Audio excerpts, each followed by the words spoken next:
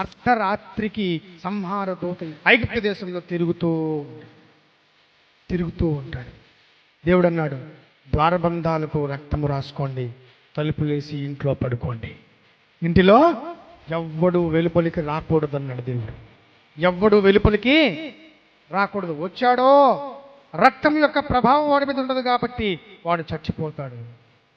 ఎవరు రాకూడదు. మీ పెద్ద కొడుకు చచ్చిపోతాడు, జ్యేష్ఠ కుమారులు చచ్చిపోతారు. ఎవరు బయటకు రాకని ఆజ్ఞాపించాడు. ఆజ్ఞాపిస్తే వాళ్ళు కూడా అలాగే లోపలికి వెళ్ళిపోయారు. బయటికి వెళ్తే చచ్చిపోతాం. బయటికి వెళ్తే ఇందులో ఒక ఆత్మీయ పాఠం ఉంది. ఏంటయ్యా అంటే, గుమ్మమునకు యేసు రక్తం ఉంది, రక్తము కలిగిన ఇంటి లోపల దేవుని బిడ్డలు ఉన్నారు. ఎప్పుడూ కూడా దేవుని యందు విశ్వాసం ఉంచిన నీవు దేవుడు అనేటువంటి రక్త గృహము నుంచి ఏమాత్రం దేవుడురా హాయిగా ఎంజాయ్ చేద్దామని యేసులో నుంచి బయటకు వెళ్ళిపోదాం, పరిశుద్ధతలో నుంచి బయటకు వెళ్ళిపోదాం, యేసు రక్తంలో నుంచి బయటకు వెళ్ళిపోదాం అనుకున్న మరుక్షణమే యూ విల్ డై. చచ్చిపోతాం.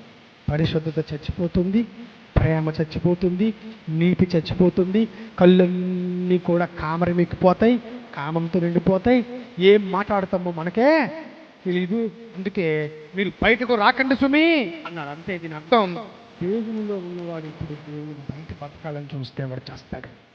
ఎందుకు? వాడు దేవుని గృహము దాటి వచ్చేసాడు కదా. సో అది ఆ పస్కా పండుగలో ఉన్న ఇంకొక ఆధ్యాత్మిక సూత్రం, భక్తి సూత్రం.